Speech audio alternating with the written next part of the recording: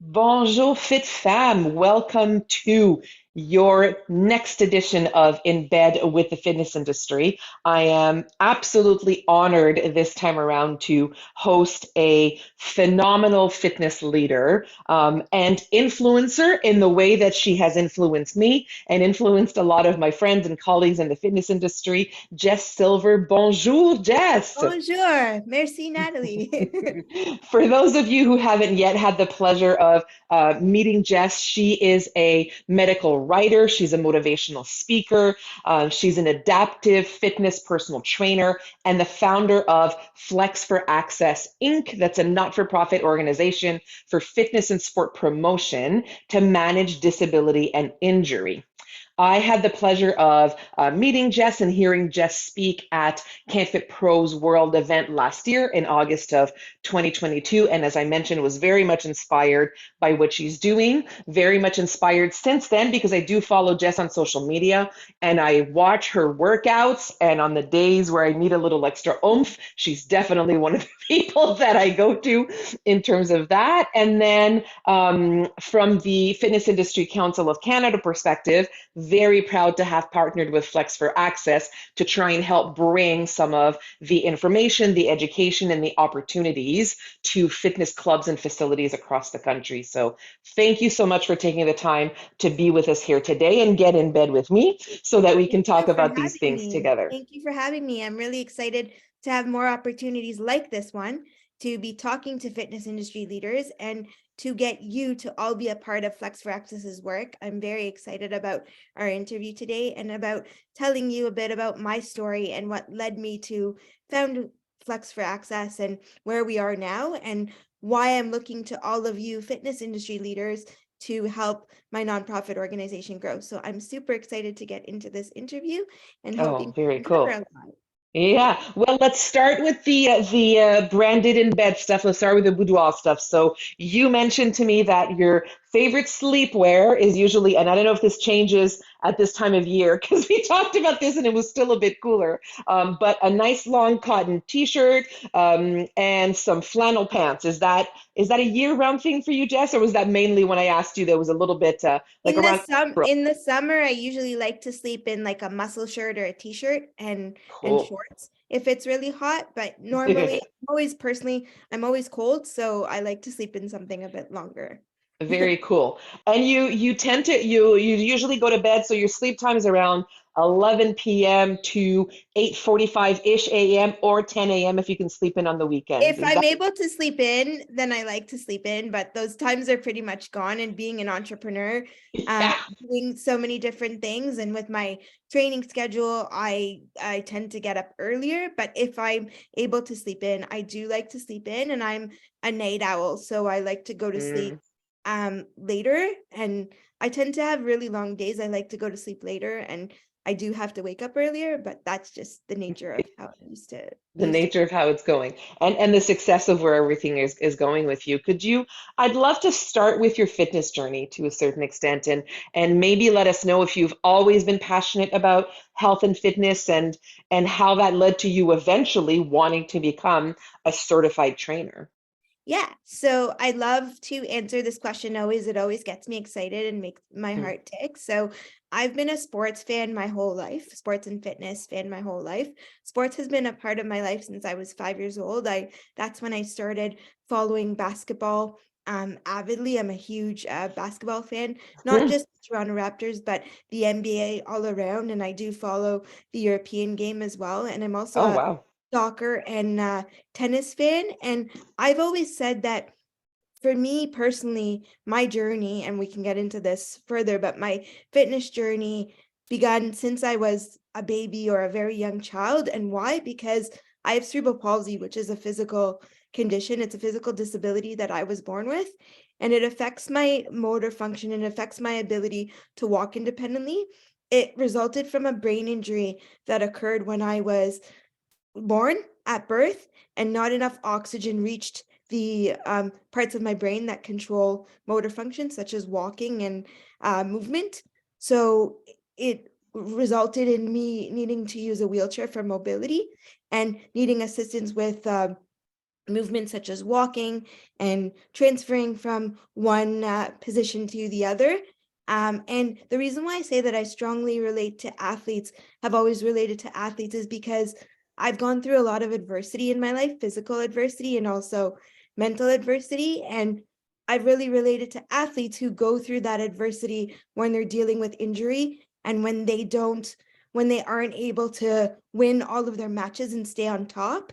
I feel that my journey kind of mirrors that, because I wasn't even supposed to make it into this universe when I was born. I was only born at 2 pounds and I was 3 months premature.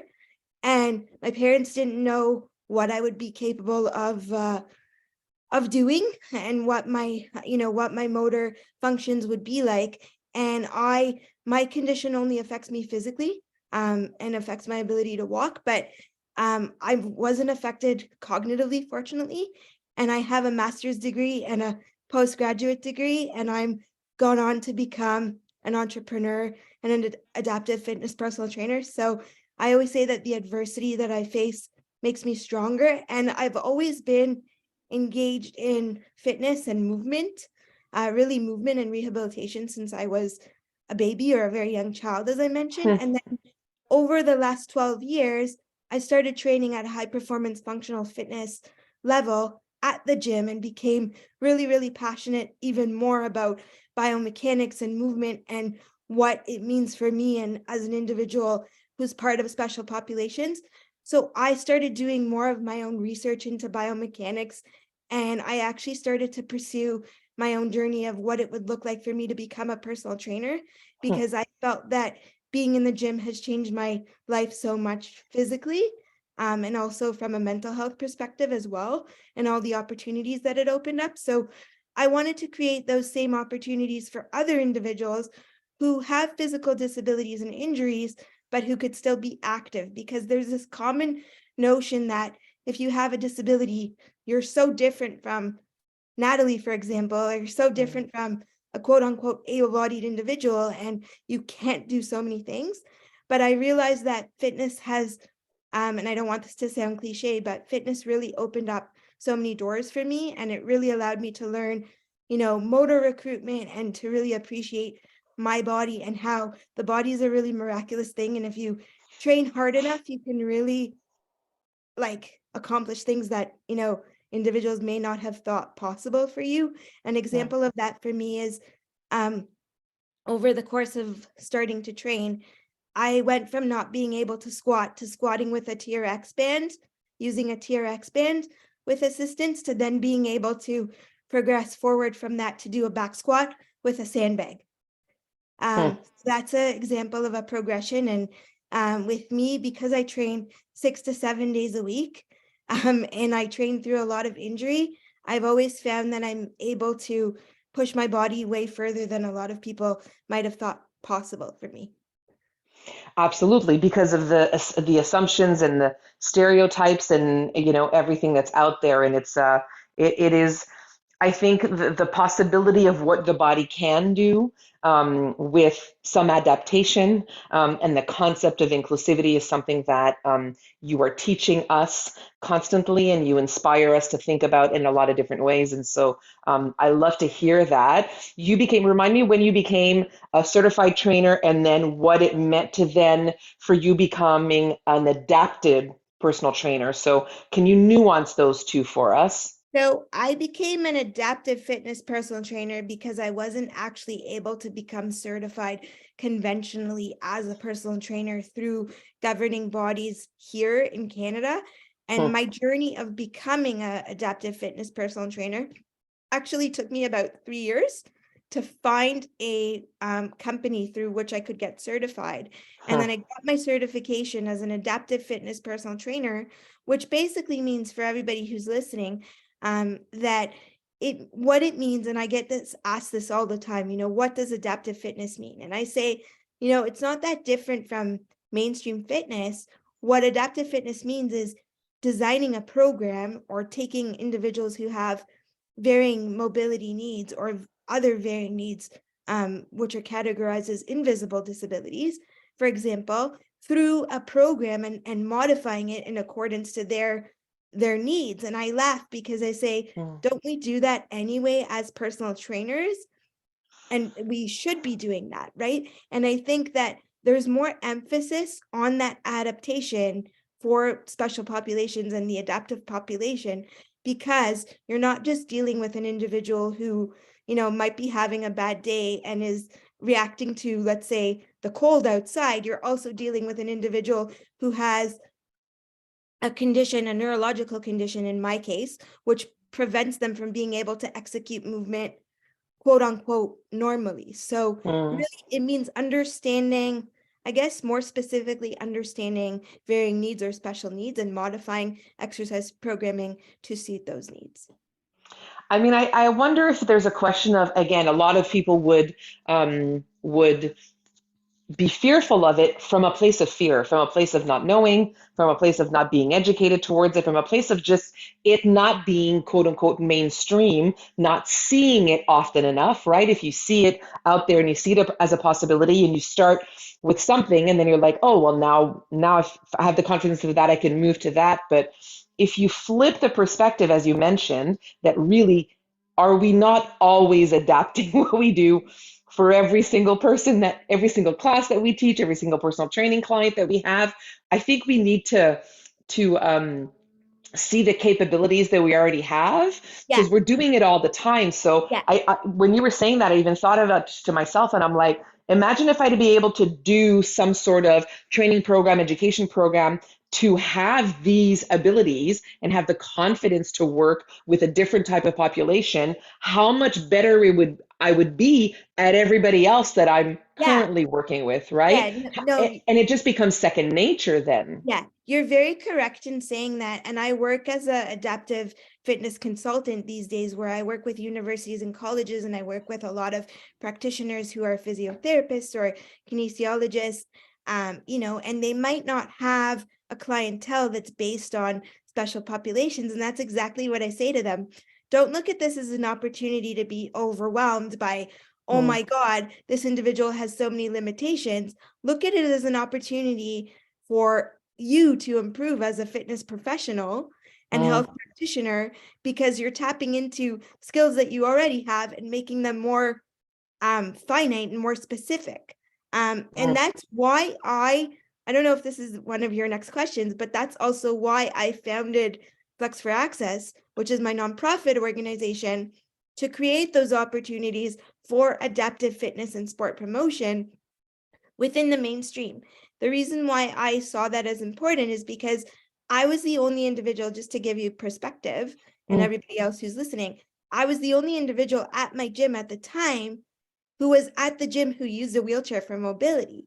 And the only reason why I was there was because the owner, who I've known for 16 years, and his wife, saw it as an opportunity to include me, because they saw the importance of how much it could help me improve physically, and also, what it does for everything else when you go to the gym, as we talked about from a mental health perspective and just mhm, life in general. Um, and they graciously let me, become a member at their gym, and they didn't see it as an opportunity where they were like, oh my goodness, our gym is not equipped to work with an individual like you. The owner of my gym had to do quite a bit of research to find me a trainer who was qualified enough to be able to work with me. And I worked with a registered kinesiologist. I actually worked with a few trainers at his gym, but the one that I worked with for 10 years consistently was a registered kinesiologist. And we always said, he would always say to me, I feel that I don't have a lot of experience. And I would say to him, well, yeah, you do working with me. But what I would say is, you have the willingness to learn, and you're mm, willing to challenge me. And I'm willing to communicate to you what's challenging for me. And we're willing to be creative together to design a, program that I can excel at. And the reason why I created Flex for Access, which is my registered nonprofit organization, was to create more of those opportunities more widespread, because I realize as an individual that has cerebral palsy that those opportunities are not ever present. They're not ever present at every single gym. And mhm, I saw that as a problem. I saw it as a problem to have to go to a hospital or rehabilitation center if I want to get strong and be healthy. Mm, So what I did was, rather than be upset, by my circumstances and be discouraged and get, have to deal with a lot of pushback from members or individuals in society who would tell me, how can you go to the gym if you have a physical challenge, right? Because a lot of the assumptions surface. mm, Rather than being upset, I took it upon myself to say, no, I think I need to be a change maker and, raise the awareness and create the opportunity for other individuals like myself. And we started as a social media awareness campaign in 2015. I'm sure you have more questions about Flex for Access. We mhm, started as a social media awareness campaign in 2015. And then in 2017, I registered it as a nonprofit organization. And we've raised over $20,000 and helped countless individuals engage with adaptive fitness and sport promotion. And we're nationally recognized. And I have partnerships with the FIC and friendships mhm. and, collaborative initiatives with KenFit Pro. And so the growth has been really amazing to witness. And I'm really excited about continuing to facilitate these opportunities. I imagine it's a multi-pronged approach, but if I see myself as a trainer and instructor that works in a gym that is interested in this, a bit of a like, where do we start? And so I'm asking this because I'd love for you to let us know how Flex for Access can work as a partner and as an Yeah, educator and that somebody would to be great. inform, Yeah. which is like, is the first thing to make sure the facility is accessible? Is the first thing to look at my own education? Do I need to do a certification? Do I need to learn about that? Should I reach out to find somebody who is in this category and have them come in like you and then consult and help us, like where for those that might feel interested but a bit overwhelmed and want to do it right and want to do the right thing, and are like, if I open the door literally to this, maybe the floodgates of the opportunities are more than what I can handle. What would be step one, and how can Flex for Access work with them to help them start? Those are all great questions, and I really appreciate your enthusiasm. And you were very right in saying that it's a multi-pronged approach. What I would say first is the one of the first ways to learn about, servicing the adaptive population and individuals who fall into the demographic. One of the first things we can do is listeners can reach out to me to learn more about Flex for Access's work and how I can become a consultant to work with them as professionals to teach them about adaptive fitness programming and how to incorporate adaptive fitness programming into their existing programming. So one of the first steps I would say is to visit Mm, our website in order to learn about Flex for Access's work and my work as a consultant. The website is www.flexforaccess.ca. And engage with me. Listeners can also reach out to me via email. You can share the email in the show notes, mhm, which I'm not sure if you will, but you're more than welcome to do that.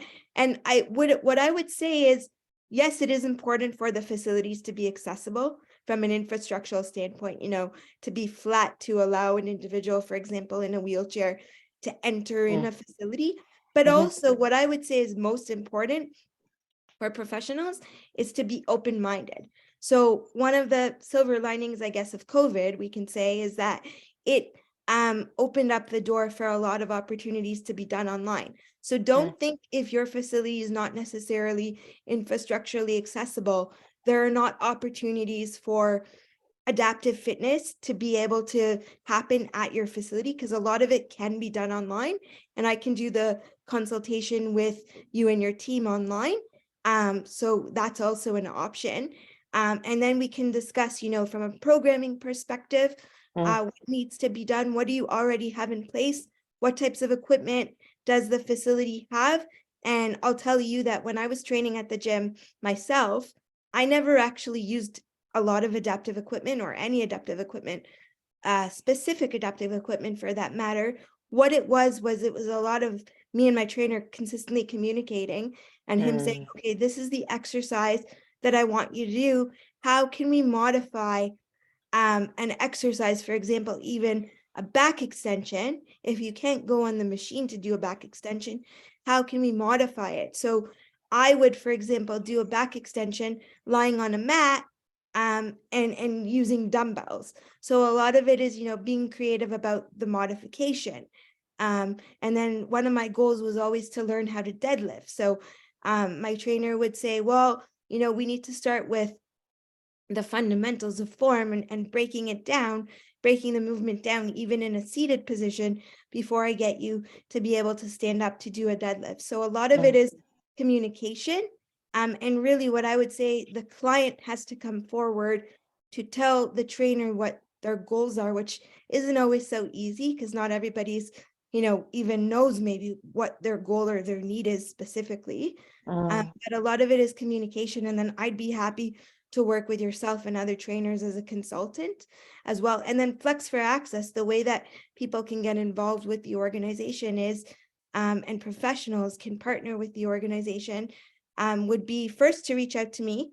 Again, so you can find the details on the website. And what we look to do is to constantly align with gyms and exercise studios and yoga studios and strength and conditioning coaches or instructors in order to facilitate the opportunities for adaptive fitness. So Flex for Access doesn't actually have its own facility that we operate out of. But what I like to say is that we're a liaison organization. So we partner with other professionals that actually have facilities. And then the funding that is raised from our nonprofit organization is then allocated to adaptive fitness based training sessions, sports programs when I work with sports companies, and mm. also for the purchase of adaptive exercise equipment.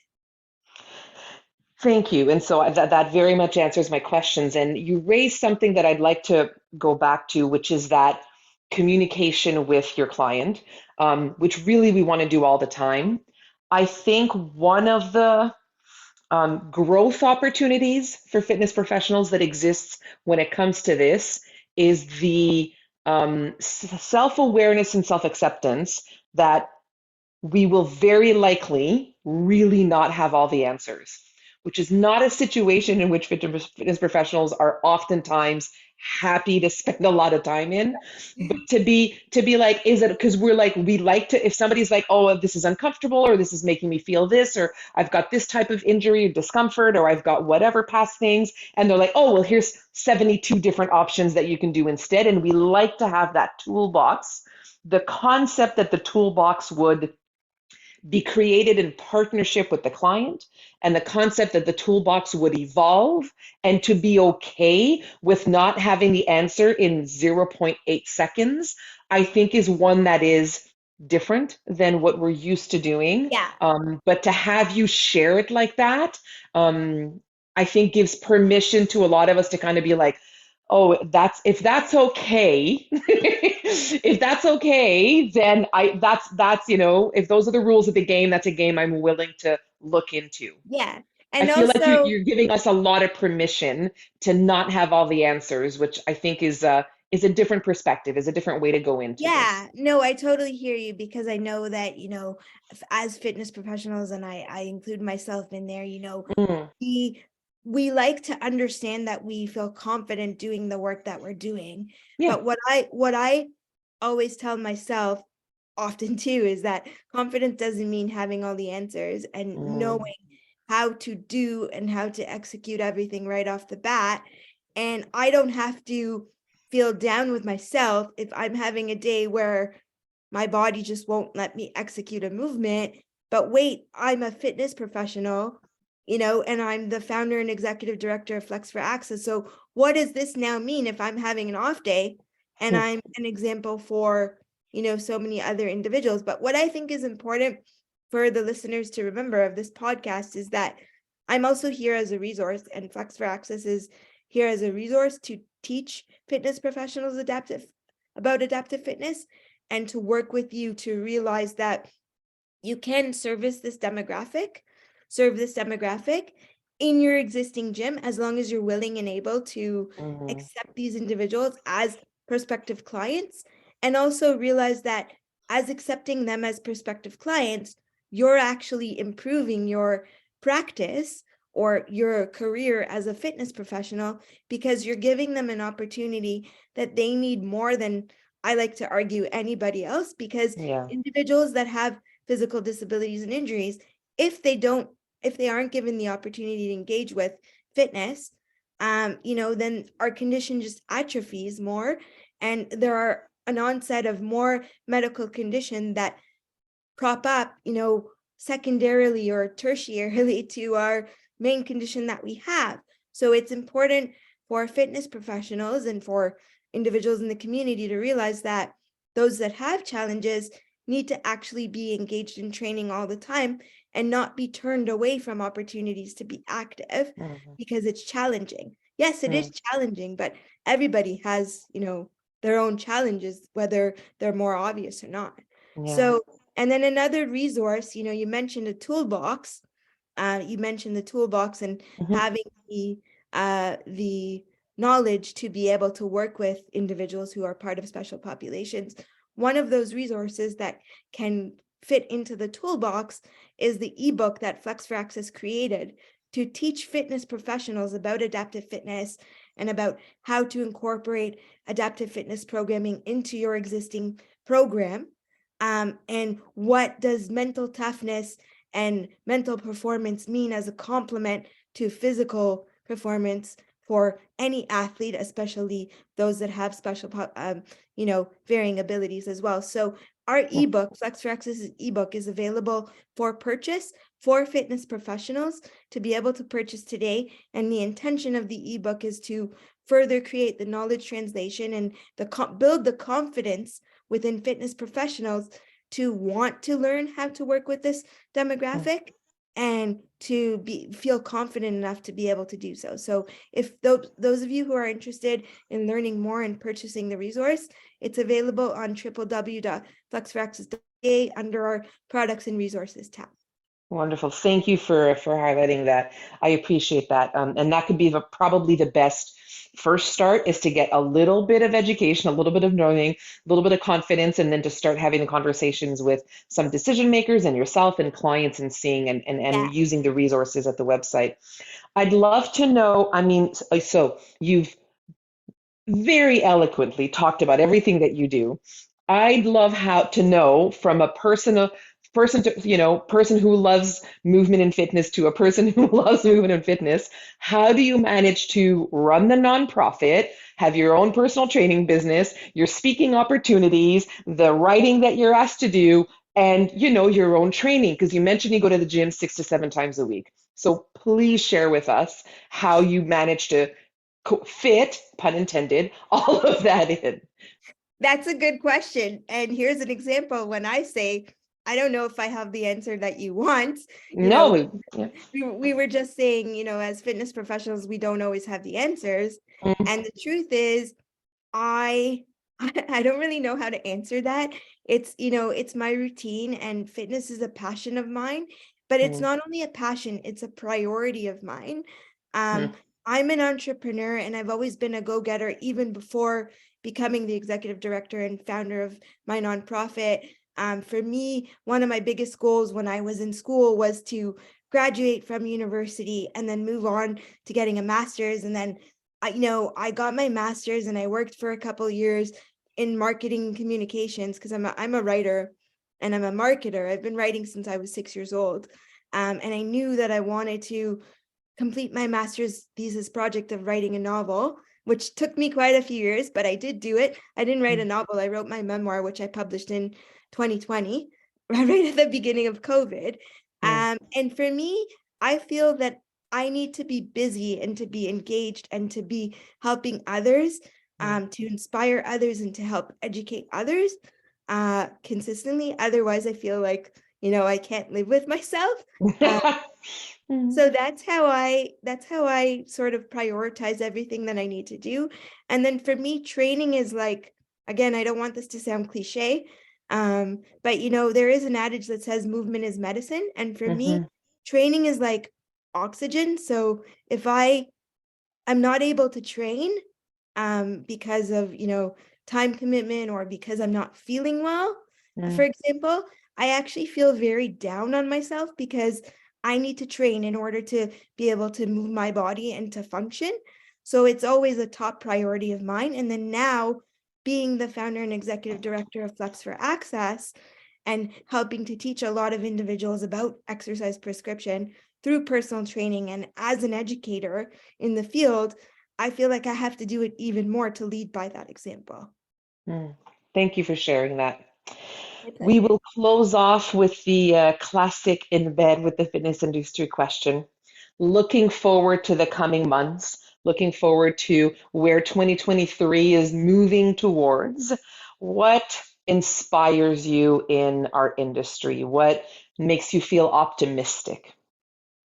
So I'm very inspired by opportunities such as this one to be able to communicate with a fitness professional like yourself and share my message and share my work and hopefully for us to work collaboratively more. I'm always Mhm. inspired by learning about practices that other fitness professionals embody in their career and learning from them to realize that okay, this is what you're doing. This is what Natalie does as a fitness professional. How can I do what I do with Flex for Access and working with my clients and, the teaching that I do? How can we work together to have a larger impact? So I'm always inspired by thinking bigger and thinking outside of the box, Mm. and kind of challenging a preconceived notion or an idea of, I guess, what fitness or health means to move that needle forward, to Mm. challenge the notion and create more opportunities for health and fitness. And I'm super excited for the opportunity to present at CanFit Pro coming up in August and for many other opportunities that I have coming up for speaking and knowledge translation. So I'm very excited about those opportunities. But Mm. what excites me most is having a larger impact through Flex for Access in partnership with fitness professionals like yourself to actually create actionable opportunities for adaptive fitness within the mainstream. Thank you. You have absolutely moved that needle for me, opened Thank my you. eyes up again to things that are possible, just speaking with you builds my own confidence and gets my wheels turning about the things that we can do, the people that I can hopefully help connect you with. And I'm sure it's the same for our listeners. I'm sure there's quite a few people that are hearing this right now and saying, you know what, here's one step that I can take, whether it's the ebook, the website, reaching out to you, speaking to other trainers at their club, reaching out to their communities and seeing if there's an opportunity they can come there. We are a group of people that are passionate about growth, and this is a growth opportunity that I know this generation of trainers and professionals will help make happen. And so, thank you for being a phenomenal inspiration for My us. And I pleasure. very much look forward to seeing you and squeezing you in August in person once again. And I'm really grateful for the generosity of your time Oh, and my knowledge and pleasure. Thank you. And I would just like to say that if anybody has further questions and wants to reach out about partnering with Flex for Access or how you can support the nonprofit organization, as well as also hiring me as a consultant, and that goes for you too, Nat. If you have further questions for me and ideas for how we can work collaboratively, please reach out. Again, the website is www.flexforaccess.ca, and I'm sure Natalie will post that in the podcast. And I look forward to working collaboratively more with you in the future. And thank you, everybody, for listening. And as I like to say, stay strong and flexing, everybody. Thank you. Merci, Jess. Au Merci. revoir. Au revoir.